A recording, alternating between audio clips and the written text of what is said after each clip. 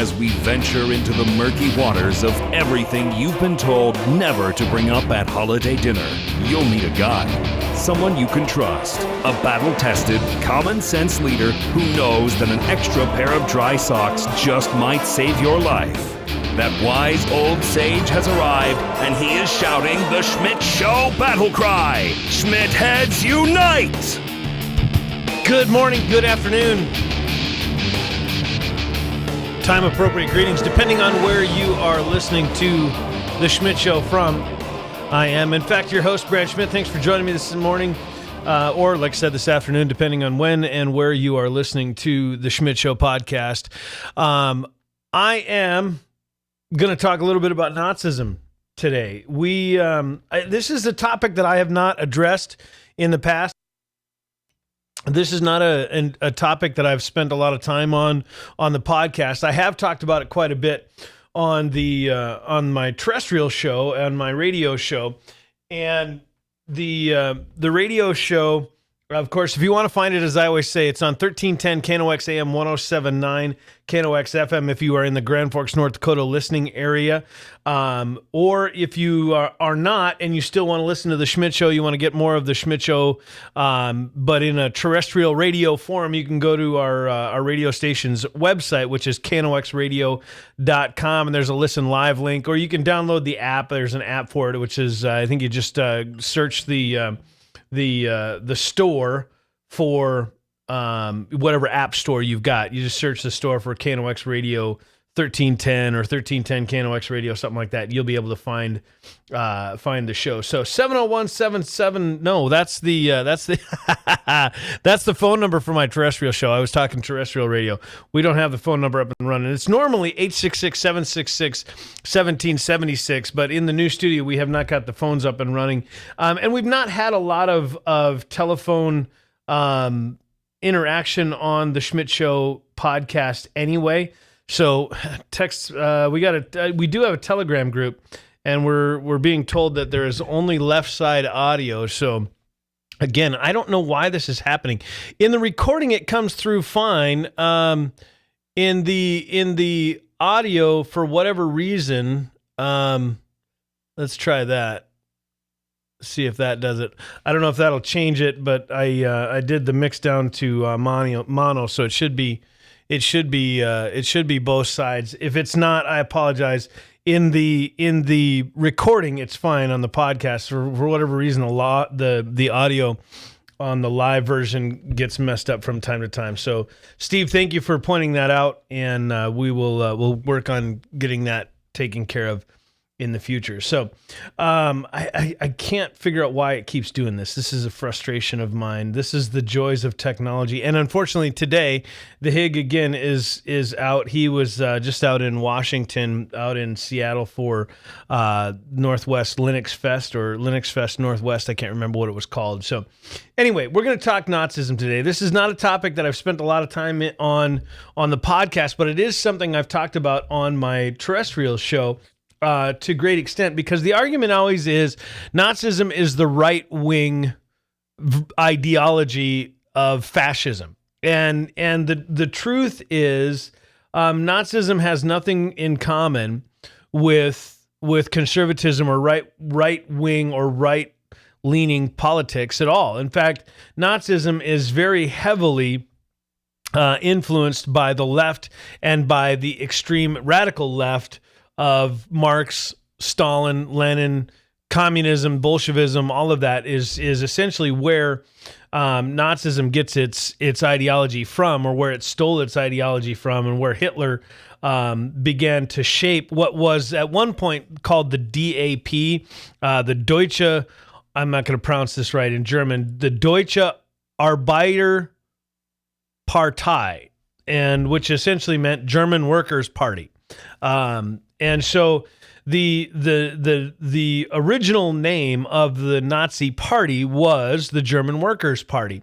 It wasn't until Hitler took it over and kind of forced his way in, moved his way up through the ranks as a gifted orator and skilled propagandist, that he then later kind of overthrew the leadership and took over the party. He was the one that convinced them to change it from just the German Workers' Party to the National Socialist German Workers' Party. And so that's where the term Nazi came from the German, shortened up for National Socialist. So where this discussion is starting with me was over the weekend. Dan Crenshaw, he's a representative in the House of Representatives from Texas. You've probably seen videos of him on the news. You've probably heard him talk in various viral videos about this, that, or the other topic.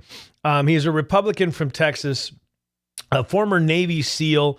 He lost his eye in his service as a Navy SEAL, and so you've seen him wear the eye patch or whatever. You probably have seen him with his eye patch.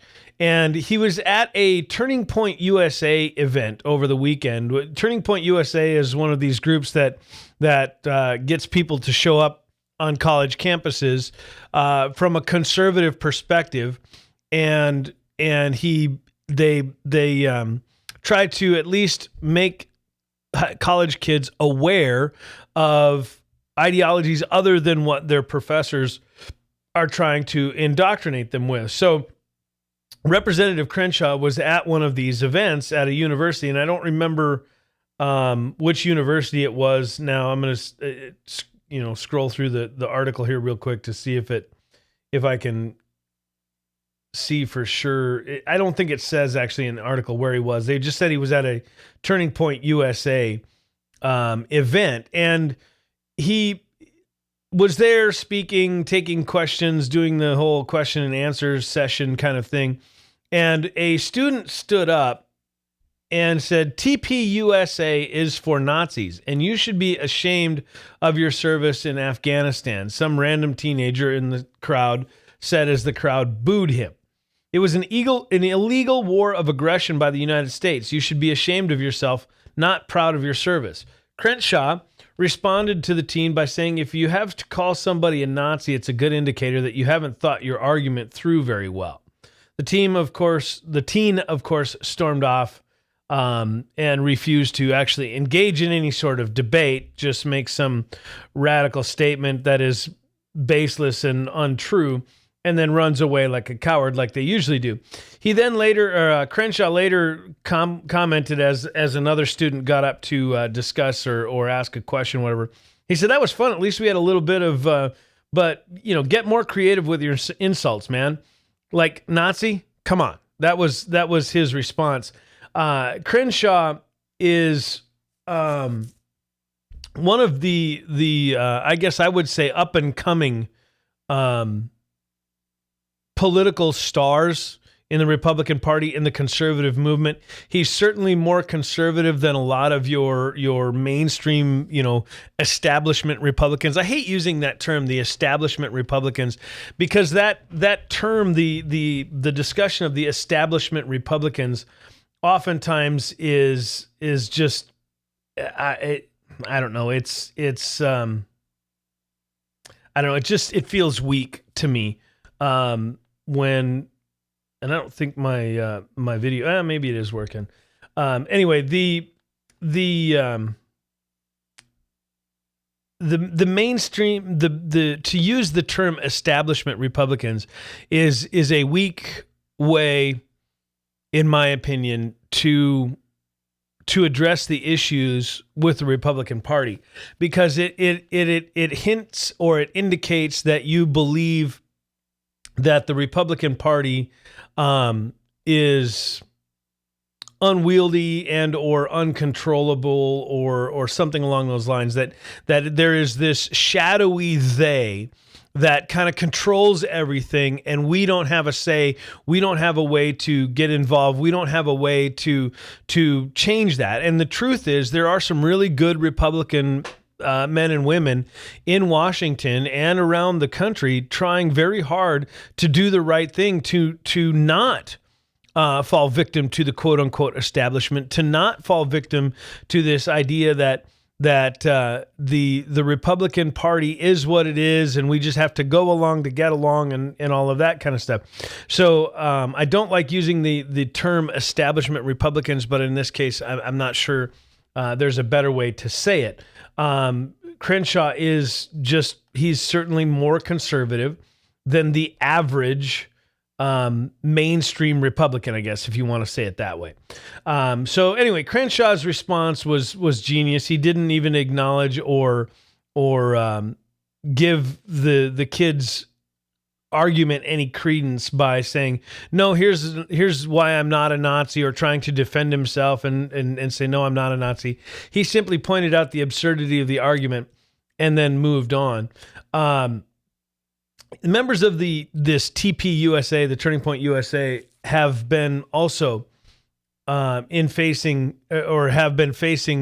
more and more hostile environments at these crazy left campuses across the country. And we'll get to the Nazism thing here in just a minute, but I want to point this out. In February, as reported by the Daily Wire, police at the University of California, Berkeley were called to a student plaza on Tuesday after reports that a representative of the Conservative Leadership Institute was physically assaulted by a man on campus. Part of the assault was captured on cell phone video that has since been shared online by Turning Point USA. The conservative group the representative was reportedly helping train. The Daily Californian was the first outlet to report the incident, which the student-run paper says took place on Upper Sproul Plaza. Citing a campus police alert that went out Wednesday, the paper reports that the alleged victim, a male Leadership Institute representative, had been tabling for the conservative group Turning Point USA on Tuesday afternoon about 3:29 p.m. when two males approached the table. The victim told the police that he and the two men became embroiled in a verbal altercation, at which point he began filming the escalating exchange with his phone. One of the two alleged attackers reportedly slapped the phone out of the activist's hand and then overturned the table the group was using to recruit. This is the tactic of Nazism. We've had this discussion, like I said, on my radio show quite a bit, but not so much here on the podcast. And it is increasingly important that we point out when we're having these discussions about Nazism, about what Nazism is, about who the Nazis are, and all that sort of thing, that this kind of tactic, that the attack and violent shouting down of conservative voices is not the position most of the time of the right. The violent attack and the violent squelching of the voices of the conservative is almost all, well, obviously it has to be the left, but most often, hey Dave, thanks for joining me. Both coming through on Facebook now. Good. I think we got the audio fixed. So, hey Josh, thanks for joining in as well. Anyway, the violence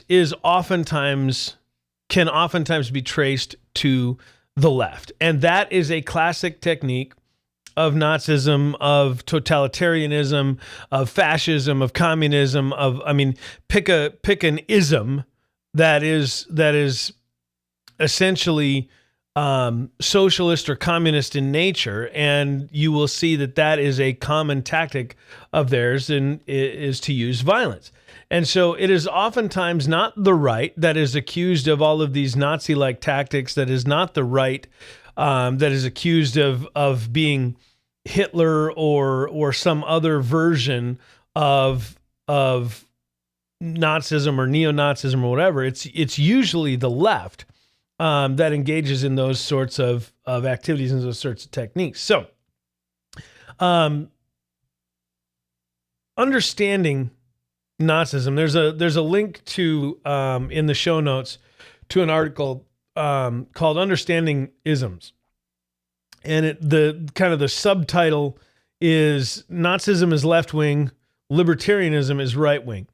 And he goes through and kind of lays out the history of the Nazi Party. So it was originally formed in I believe 1919, as I said, as the German Workers' Party. And that event or the founding quote unquote fathers of the Nazi Party. Trying to get the link back up here. I had it for a second and then I dropped it. Hang on, give me just a second. We'll get this up. Where'd it go? Oh man, I can't find it now. Anyway, the Nazi Party was originally formed in 1919, and the movement of there's three guys, Dietrich Volsch. Oh man, I wish I could find this article. I had these names, and now I can't find it. Anyway, there was three guys that started the Nazi Party, the German Workers' Party. And it was Hitler who joined the party. Here it is. It was Anton Drexler, Karl Harrer, and there was one other guy. It's not shown here. Anyway, Anton Drexler was the chairman and Karl Harrer was the Reich chairman. They started the party. Hitler joined the party as its 55th member when it was just a barely getting off the ground in 1920. He obviously, of course, became, as we all know, the kind of the chief orator. He was known for his passionate speeches, as we've all seen. You've seen the videos of him shouting and spitting and hollering and pushing his ideology of Nazism. He ended up, I believe, was actually connected to or became the chief propaganda, or he was connected to the propaganda department or whatever they want to call it of that time. And he, of course, he preferred that role. He liked being there because he saw himself as the voice, as the drum major, if you will, of the Volks nationalism part of labor politics. The people, right? He was all about the people, the middle class people. The word Volks or Volkisch, I'm not sure how to pronounce it. I'm not German. Was the German ideology or the German idea of Marx's proletariat.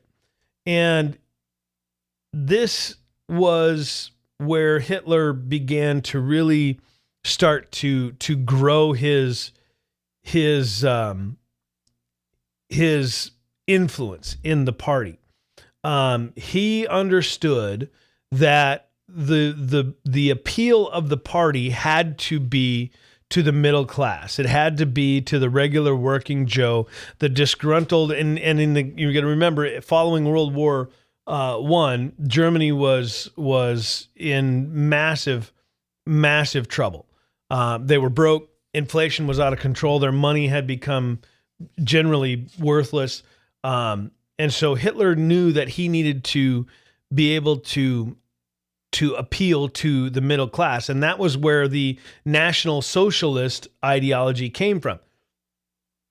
That was when it moved from the German Workers' Party to the National Socialist German Workers' Party.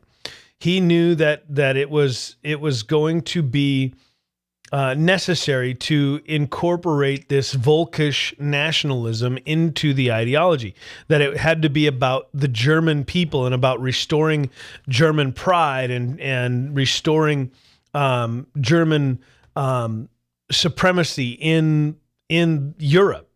And there were a lot of people that were disgruntled by and had been taken advantage of after and even during World War I, that would resonate with this.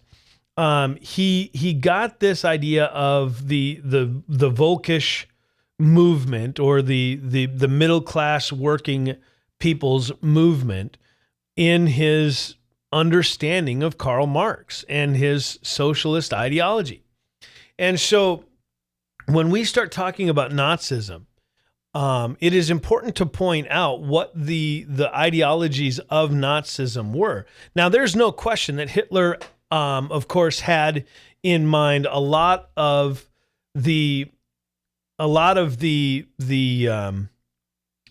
racist kind of white supremacy, and it wasn't even really so much white supremacy as in, black people are bad and white Europeans are all good.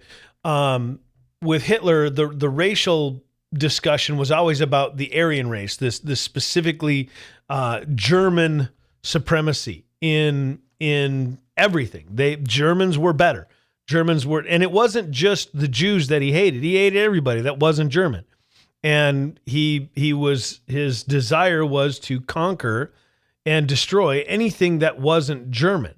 So it is more important to understand that Nazism is not a racist ideology in that it hates black people or Mexicans as the left would have you believe here in the modern United States. It was racist as in everybody was inferior to Germans, to pure German blood. If you weren't of pure German heritage, if you weren't of pure German blood, you were less than. And it had nothing to do with the color of your skin. It had everything to do with the foundation of your ethnicity. And so this whole Volkisch movement kind of came out of that ideology that we, the German workers, we, the German people, were better than everyone else, and we needed to prove that in order to implement the Marxist utopian ideas of communism and the undertones of socialism found in Nazism. The idea, so a little bit of proof that Nazism is based on or founded on Marxist ideology. And of course, the Nazis would never admit it because Karl Marx was Jewish. But at the essence, their idea of socialism, and this is listed in one of the articles linked in the show notes. The Nazis would never admit it, but at its core, their idea of socialism carries all of the hallmarks of Marx's utopian communism. Marx saw labor as the path to liberty. And if you don't believe that, and you don't believe the connection to the Nazi Party, to the National Socialist German Workers' Party, the sign that was above, the famous sign that was above Auschwitz concentration camp said, Arbeit macht frei, which essentially means, or loosely translated, means work will set you free. That was essentially, and I'm not German, so I might be not entirely translating that perfectly, but that phrase was a phrase that Karl Marx's ideology, that labor was the source of all wealth, and the only reason rich people were rich was because they exploited the labor and stole the labor and stole the benefits or the capital of those who labored for them. Also central to Nazi philosophy and, of course, communist philosophy was their demand to, quote, break the shackles of finance capital. You hear this kind of talk among a lot of the Bernie Sanders, Alexandria Ocasio-Cortez kind of people, right? Like we are in slavery to debt, and we need to forgive all of the debt. We need to spread, like you'll see this with Elizabeth Warren in her push to forgive all of the debt of student loans, right? If you've got student loan debt, that debt can be forgiven to the tune of trillions of dollars, because that is part of this debt slavery brought on by capitalism, and that you using my money, if I'm a bank, if I'm a financier or whatever, you using my money for a fee to pay for something that you can't afford to pay for on your own right at the moment is somehow evil. If I charge you interest on the loan that you've borrowed me, or on the money that you've borrowed me, that is somehow evil. And so Elizabeth Warren wants to forgive all of that debt, because in her mind, the rich folks that control the cash, that control the capital, have put you, the poor student, in slavery to student debt.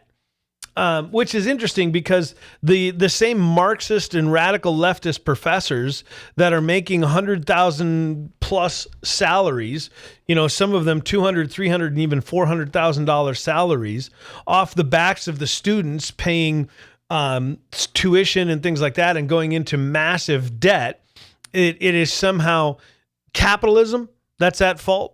In that, it's the greed of corporate America. It's the greed of Goldman Sachs or Wells Fargo or some other financial institution that has caused that. Yet it's the professors that are taking home the gigantic paychecks, and in doing so are heaping massive amounts of debt onto the students. Elizabeth Warren is one of those individuals specifically. She's complaining about student debt, yet has taken a $250,000 salary from Harvard University for some piddly effort of education that she's offered to the university on a topic that she has no business teaching. So it is somewhat telling of the hypocrisy of the radical left, as they rail against capitalism and rail against and rally in favor of socialism, that they get to become rich off of the backs of the people that they're claiming to want to take care of. And here's another little side note: if you ever want to know a little bit about the inside or the mind of the radical leftist, look no further than the university system, as they believe that their value as an educator is hundreds of thousands of dollars a year, that provides essentially nothing to many students through useless degrees in stupid things like 3rd century Russian lesbian poetry, or underwater basket weaving, or some other ridiculous degree that has no marketable value. They think that is of more value to society than the people like Bill Gates and Warren Buffett and Jeff Bezos and Sam Walton and the other individuals who have become wildly wealthy by providing services and products to people at inexpensive rates and through great convenience to the consumer. That somehow those people are evil, and they're taking and stealing from the working man, the poor people, yet they're getting wildly rich off of students who are becoming literal literal slaves to their debt. The other thing is, when you hear about politicians wanting to raise the availability to students for student loans, they want to make more money available so more kids can get better debt and more debt and student loans to go to college and they try to couch it in this idea of nobility, that they simply want to expand access to individuals for coverage or expand access to individuals for education. And in reality, what they're actually doing is they're wanting to pad their own salaries. They know that if they raise the amount of student loans available, that they can then also raise the amount of the amount of tuition they can charge because, well, the kids have more student loans available to them, so we can charge them more money. And in charging them more money, we can raise our own salaries and we can get a new car and we can buy a bigger house and we can do all the things that we hate other people for. We can now engage in those activities ourselves because we've put the burden on the backs of students through increased access to student loans. So whenever you hear a politician talking about increasing student loans, just remember that they don't really care about the student. They don't really have any desire to help lift the student up or make students give students better access to education. They simply want to pad their own salaries or the salary of their college professor buddies. This is one of the things that absolutely irritates me beyond measure. It cannot be said enough that if you really, really, really want to improve the quality of education, if you really, really, really want to help students and offer a better education at a lower price, stop raising debt limits for students. Stop allowing and offering more and more ways for kids to go in debt through student loans. Start forcing universities to have to lower their prices and offer a good product at a decent price that people can afford. And you don't do that. This is part of the reason that the cost of automobiles has gone up so much. If you want to go out and buy a car, well, there's free financing. There's 0% interest on $1 gazillion to buy a car you can't afford to impress people you don't know and have never met and somehow feel better about yourself. That's part of the reason cars are so expensive, because nobody cares what the cost of a car is anymore. Same with houses. The reason mortgages or houses have gone up is because of the availability of mortgages. Nobody cares what the cost of a car is anymore. Nobody cares what the cost of a college education is anymore. Nobody cares what the cost of a TV or a house or anything else is. All they want to know is, can I afford the payments? All I want to know is, can I afford the payments? And in doing so, we have made ourselves slaves to debt. We have made our children and our families and generations to come slaves to debt. And this is what is so funny to me, and it's not even really funny, it's actually tragic, but what is so hypocritical to me about the radical left is that they say they want to end this cycle of putting our children and generations of people in slavery to debt, yet they implement policies that do exactly that. They speak out of one side of their mouth and say, we want to do this. Then they speak out of the other side of their mouth and they vote in a way that says we're going to do the actual opposite. But don't judge us by our results. Don't judge us by what we've accomplished. Don't judge us by our failures. Judge us by our intentions. We wanted to help kids. We implemented a bunch of policies that we knew wouldn't and believed would or were aware that would actually make it much worse for young students trying to get an education and make it worse for young students who want to actually succeed and grow and move on and build a career. We implemented policies that intentionally made it worse, but don't judge us by that, because what we really wanted to do was make it better. And we want to feel good about doing that. That is the problem with the radical left, is that it has become an opportunity, or it has become a way for the radical left to say, don't judge us on what we've done, on the failures of what has happened, but judge us on what our intentions were. And that mentality is actually leaning and leading itself into it's not leading itself into, it is infiltrating. That's the word I was looking for. It's infiltrating its way into younger and younger minds at every single level of education. We've got young people that say, I didn't mean to.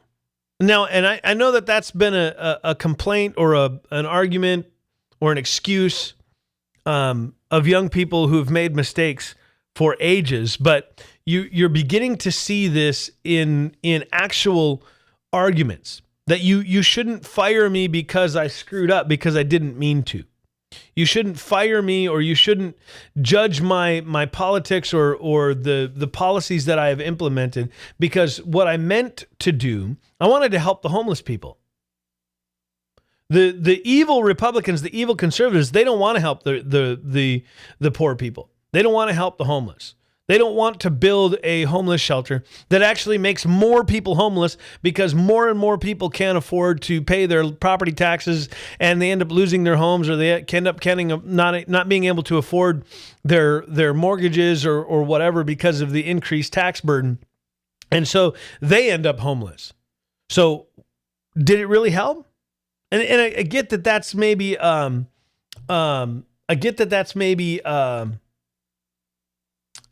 a bit of a stretch for an argument, but it's a simple illustration of trying to point out what's actually happening. The radical left tells you what they want to do, then they implement policies exactly opposite of what they want to do, and then they accuse the right of being guilty of the ones that caused the problems. And it's infuriating to me. So anyway, back to the whole Nazism thing. Nazism is, without question, more connected to modern liberalism than anything in the conservative ideology ever has been. Modern liberalism, of course, gets its name from liberalism, but what I have talked about as classical liberalism is more akin to libertarianism, and it stands upon as one of the articles. Again, you can look this up in the show notes. As they say it, stands upon the divine right of every person to certain inalienable rights that no other human can violate. Now, the problem that I have with libertarianism is libertarianism often leads to anarchy. You can't tell me what to do. I can't tell you what to do, so we can all just do whatever we want. Maximum freedom, and minimum coercion. Now, the libertarian would tell you that human beings are just generally good people, and if left alone, they'll do the right thing. If you don't force upon them borders, they will just naturally kind of stay within their own borders. If you don't force upon them some sort of morality through laws, thou shalt not steal, thou shalt not kill, and those sorts of things, that they'll just naturally not do those things. And that oftentimes a violation of any of those laws is seen oftentimes by the libertarian as simply a lashing out against authority. But if that authority wasn't there, they wouldn't have probably committed said violation in the first place, which is, of course, absurd. We all know that there's nothing about human history that has ever suggested that if human beings left alone to their own devices will behave. If you need any proof of that, look no further than the Stanford experiment. The Stanford experiment was I believe it was at Stanford University. I think it was a Stanford experiment anyway. There was a group of university students that were doing some, it was either psychology or sociology study to determine what it is about the dynamic between prisoners and guards that becomes so adversarial and so on. I think it's actually on Netflix if you want to watch it. It's called The Stanford Experiment.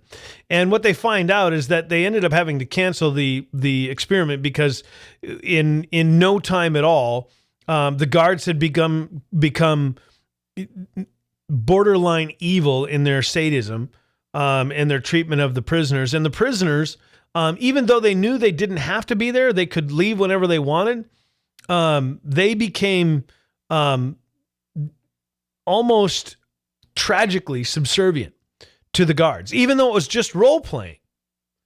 It was entirely role playing, but the sadism and the sadistic nature of the guards became such, and the tragic subservience of the quote unquote prisoners became such that they ended up having to cancel the experiment because it just got out of control, literally in a matter of days.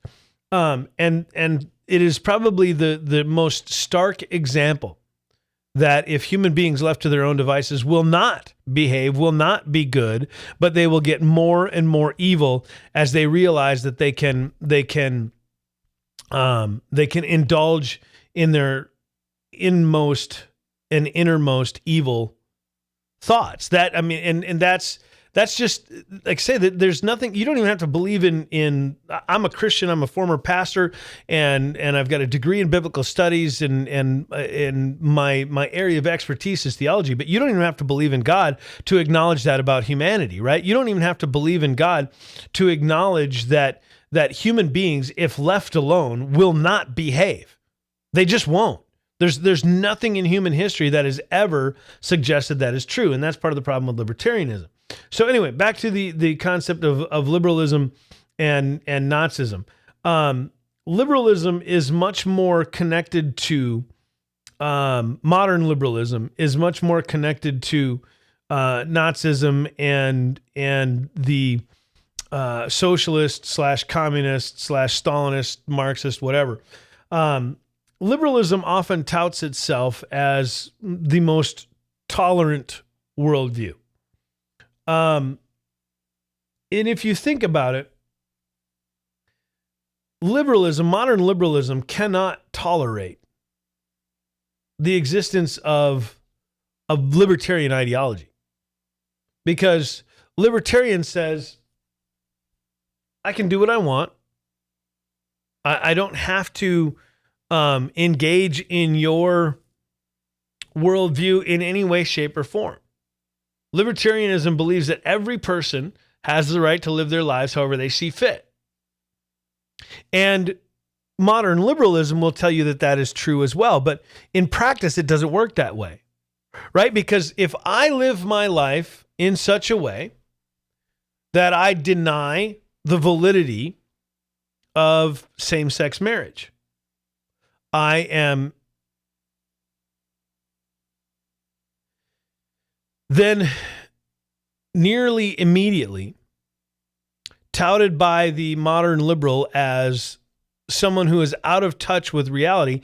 And some even say that I should be forced to engage in their way of thinking by, for example, if I am a psychotherapist and I have, achieved a PhD in psychology or psychiatry, and I disagree with the mainstream view that homosexuality is inborn and there's nothing you can do about it. You're just born that way, and that's the way you will be for the rest of your life. If I believe, as a psychotherapist, psychologist, psychiatrist, whatever, if I believe that homosexuality is simply a lifestyle choice, and it is a lifestyle choice that you do not have to be slave to, then I am actually thrown in jail in some states. I can be subject to a crime in some states. So they're not tolerant. They're not, you live your life however you see fit at all.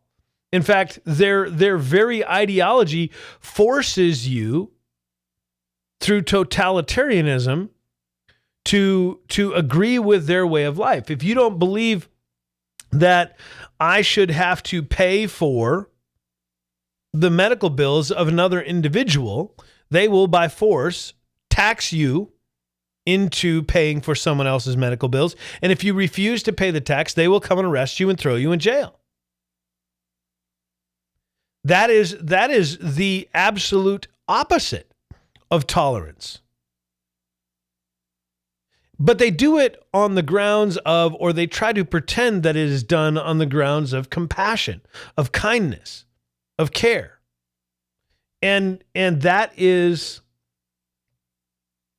what makes it so sinister. Because on the surface,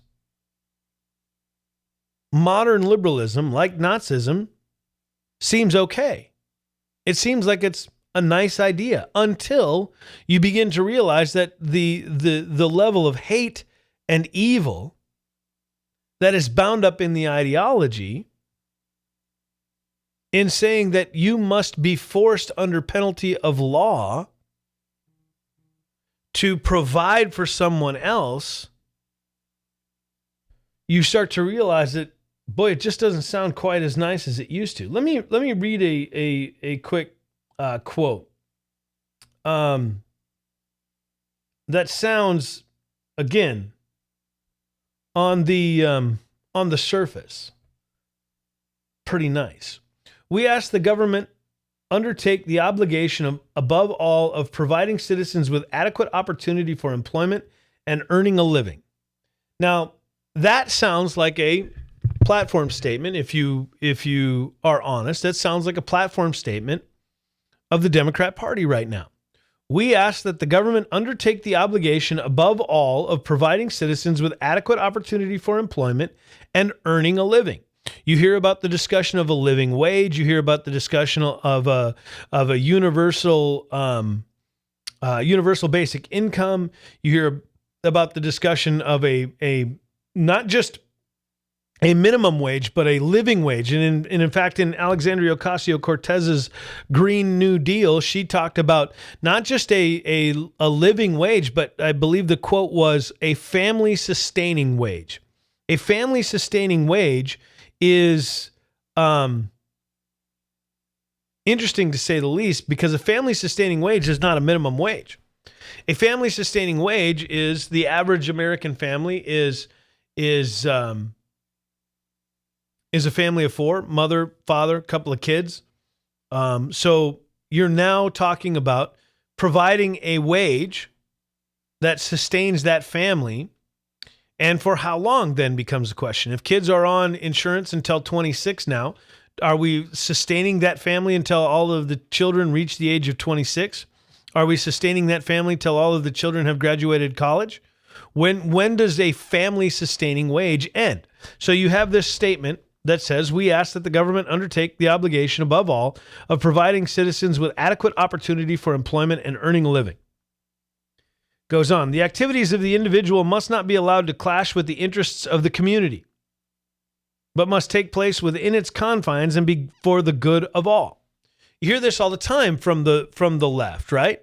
You hear this all the time from the radical left. They talk about how you should want to pay more taxes and take care of your fellow neighbors because it's good for society if people are healthier.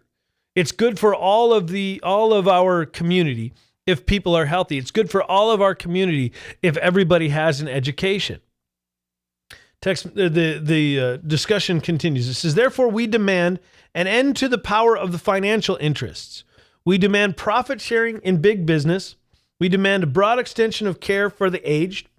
We demand the greatest possible consideration of small businesses in the purchase of national, state, and municipal governments in order to make possible to every capable and industrious citizen the attainment of higher education and thus the achievement of a post of leadership. The government must provide an all-around enlargement of our entire system of public education. Does that sound familiar? Does that sound like something the left has been talking about? Guys like Bernie Sanders and Alexandria Ocasio-Cortez and Elizabeth Warren and Kamala Harris and Pete Buttigieg and all of these other 5,000 other Democrats that are running for president. We need to expand education. We need to make it so every single citizen can get a solid education. We demand this, the text continues, we demand the education at government expense of gifted children and of poor parents. The government must undertake the improvement of public health by protecting mother and child, by prohibiting child labor, by the greatest possible support for all clubs concerned with the physical education of youth. We combat the materialistic spirit within and without us, and are convinced that a permanent recovery of our people can only proceed from within on the foundation of the common good before the individual good. That sounds, if you were to read it today, if Bernie Sanders were to stand up at a political rally, if Alexandria Ocasio-Cortez were to stand up at a political rally, if Elizabeth Warren or Pete Buttigieg or Joe Biden or any other of the Democrat candidates, if they were to stand up and read that statement today, they would be widely celebrated as geniuses, as all of these things are wonderful. We should do these things immediately. Until you realize that that quote is attributed to the political program of the Nazi Party, adopted in Munich on the 24th of February, 1920. These things that they are talking about align them nearly perfectly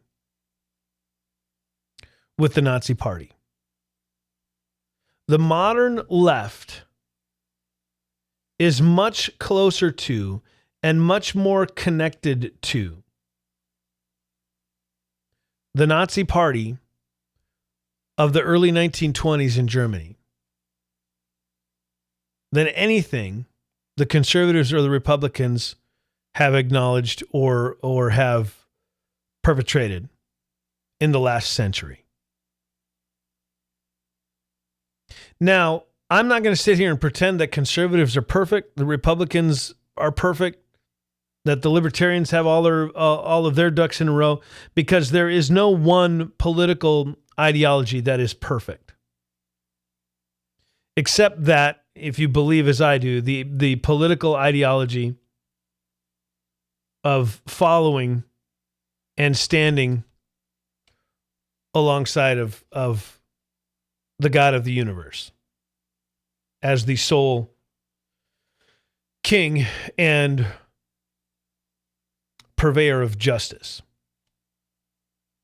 But on earth, since men are not angels nor gods, there is no political affiliation that is perfect. There's no question about that.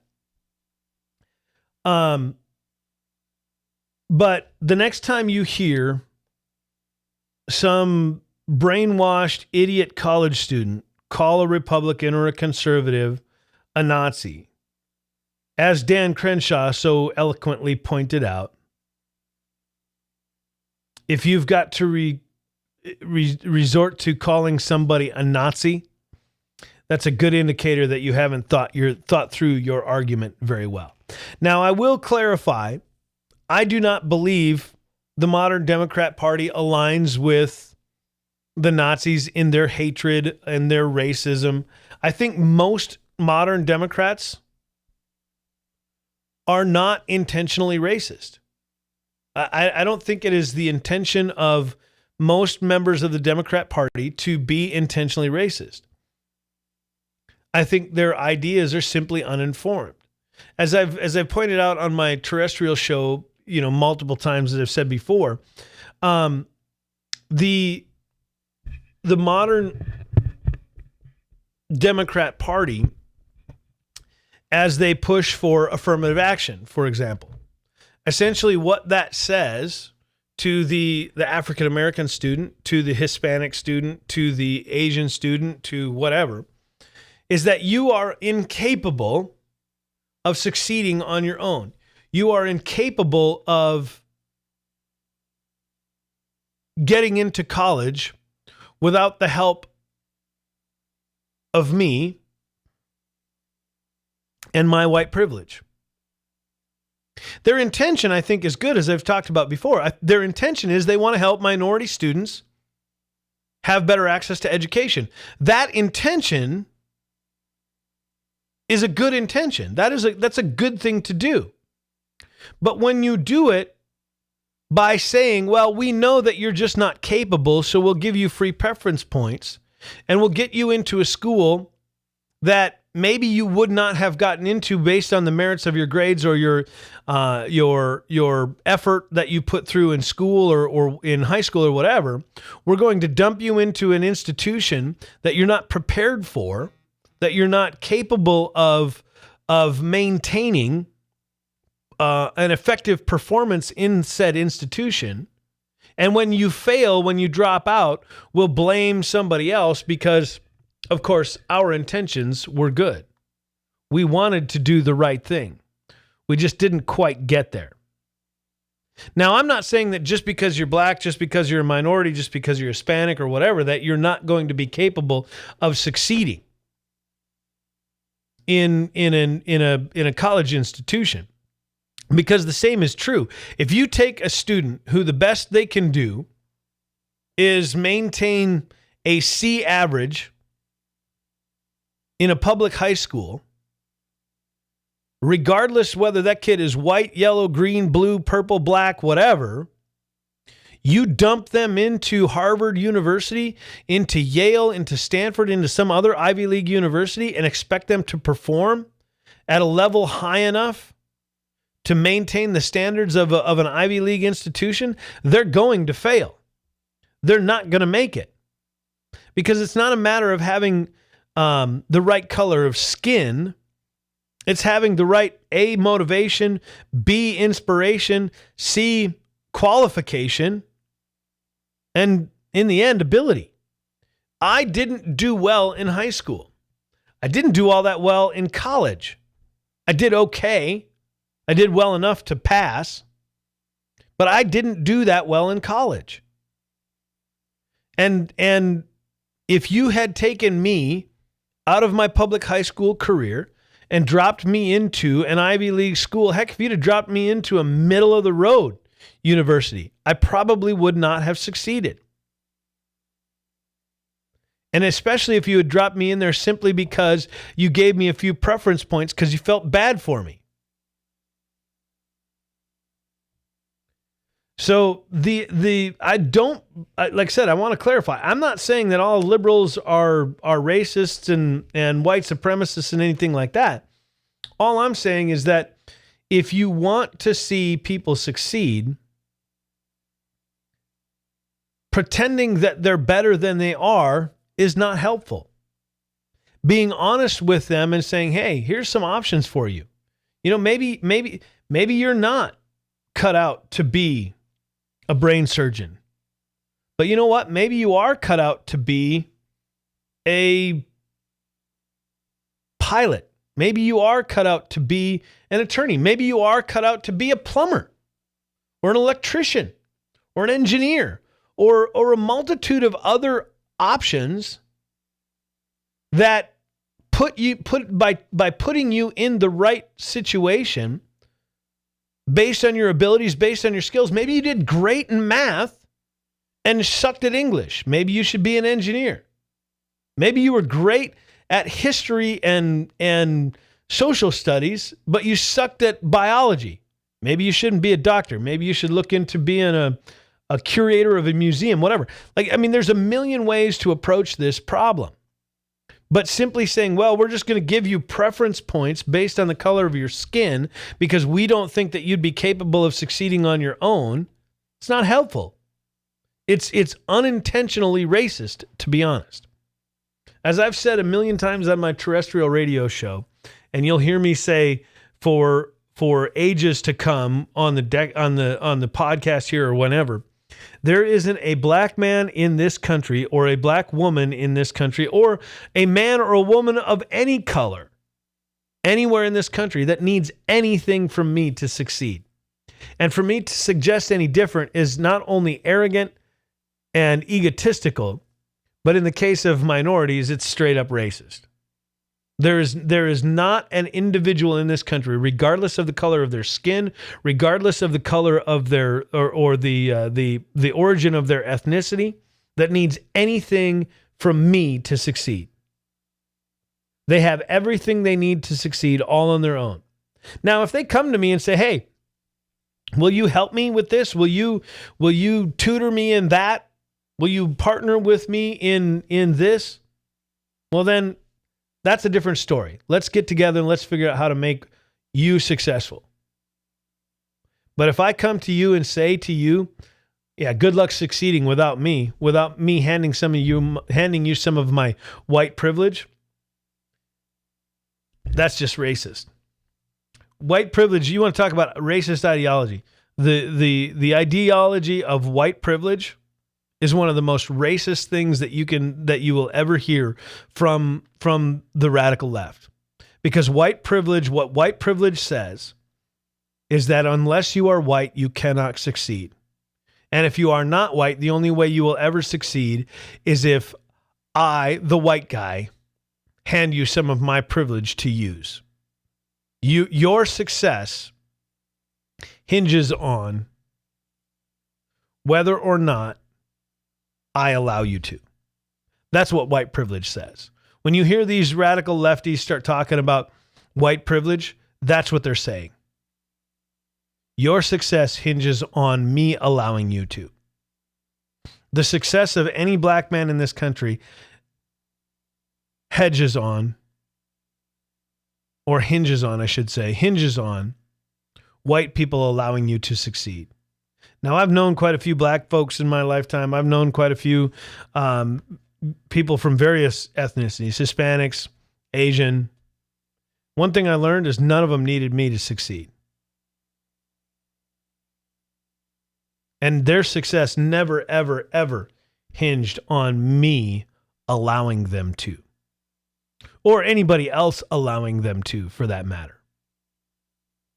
Because to say that black people can't succeed because they don't have white privilege, or Hispanic people can't succeed because they don't have white privilege, or Asian people can't succeed because they don't have white privilege, I can't wrap my head around the level of arrogance and narcissism it takes to believe that.